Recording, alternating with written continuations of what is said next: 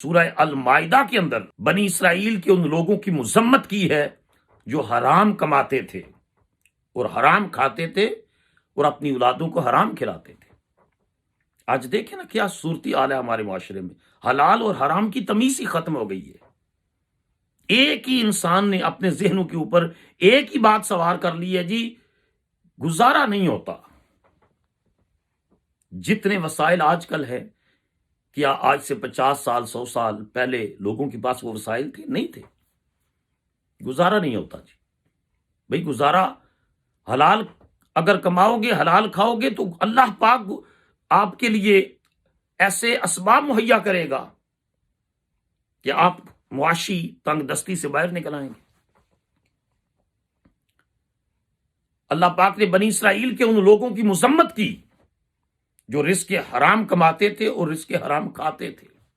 سورہ المائدہ کے اندر ارشاد فرمایا، وَتَرَى كَثِيرًا مِّنْهُمْ يُسَارِعُونَ فِي الْإِثْمِ وَالْعُدْوَانِ وَأَكْلِهِمُ السُّحْتَ لَبِئْسَ مَا كَانُوا يَعْمَلُونَ۔ اے پیارے حبیب صلی اللہ علیہ وسلم، آپ ان میں سے اکثر کو دیکھیں گے کہ وہ سٹرگل کرتے ہیں، وہ سعی اور جد و جہد کرتے ہیں فی الاسم والعدوان، گناہ کے کاموں میں اور سرکشی و بغاوت کے کاموں میں، واکلہم السحت، اور حرام مال کمانے اور حرام مال کھانے میں۔ آگے پھر قرآن کا جو اس کے اوپر تبصرہ ہے، اللہ اکبر، وہ ہلا دینے والا ہے کہ عرش عظیم کا مالک اور کائنات کا خالق یہ کہے، لبئس ما کانوا یعملون، کتنا برا کام ہے جو وہ کرتے ہیں۔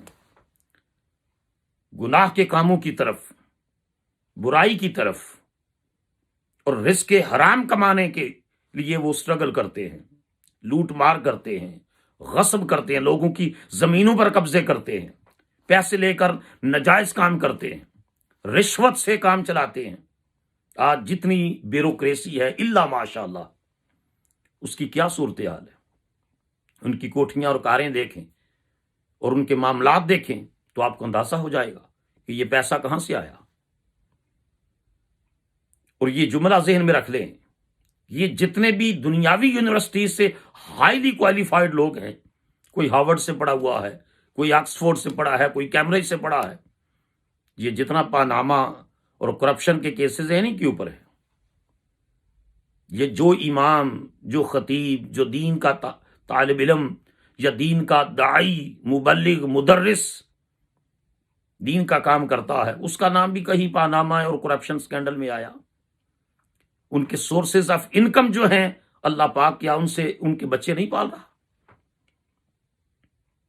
کیونکہ وہ رزق حلال کماتے ہیں اور رزق حلال کھاتے ہیں، اس کے نتیجے میں اللہ تعالیٰ ان کے لیے اس روزی کو کافی کر دیتا ہے۔ صحیح مسلم میں حدیث ہے، امام ترمذی نے اپنی جامع کے اندر اس روایت کو نقل کیا ہے۔ حضرت ابو ہریرہ رضی اللہ تعالیٰ روایت کرتے ہیں، قال قال رسول اللہ صلی اللہ علیہ وسلم، ابو ہریرہ کہتے ہیں کہ رسول پاک علیہ الصلوۃ والسلام نے ارشاد فرمایا، ان اللہ طیب لا یقبل الا طیبا، اللہ پاک ہے اور صرف پاک چیزوں کو ہی قبول کرتا ہے۔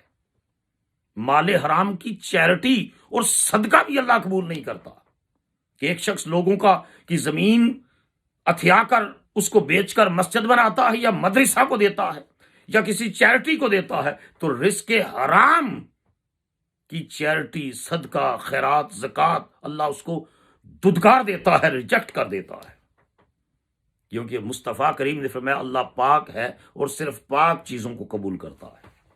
وَإِنَّ اللَّهَ أَمَرَ الْمُؤْمِنِينَ بِمَا أَمَرَ بِهِ الْمُرْسَلِينَ، اللہ پاک نے مومنوں کو اسی چیز کا حکم دیا ہے، رسول اللہ نے فرمایا جس چیز کا حکم اللہ نے اپنے رسولوں کو دیا ہے۔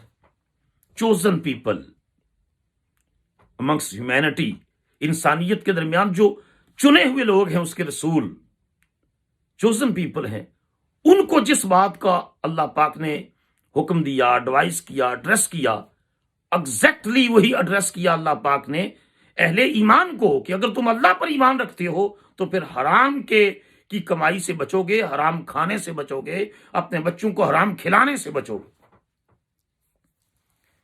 نبی پاک علیہ الصلوۃ والسلام نے پھر یہ بیان کرنے کے بعد دونوں آیات کی تلاوت فرمائی۔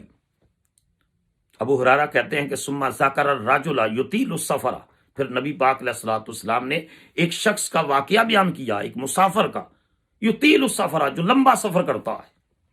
اور یہاں ایک منٹ کے لیے یہ حدیث مبارکہ روک کر میں عرض کروں گا کہ جو قبولیت کے وقت دعائیں جو قبول ہوتی ہیں نا، ان میں ایک مسافر کی دعا بھی ہے. دا پریئر آف ٹریولر، جو مسافر کی دعا ہے وہ موسٹلی ایکسیپٹیبل ہے. حالت سفر میں، مسافرت میں، غریب الوطنی میں جو انسان دعا کرتا ہے، اللہ پاک اس دعا کو قبول کر لیتا ہے.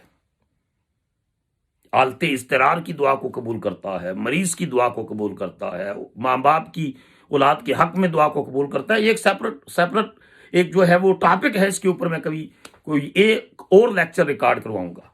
حضور نے فرمایا ثم ذکر رجلا، حضرت ابو ہریرہ کہتے ہیں کہ رسول اللہ نے ایک آدمی کا ذکر کیا، یطیل السفر، وہ لمبا سفر کرتا ہے، یعنی سفر اور وہ بھی لمبا سفر.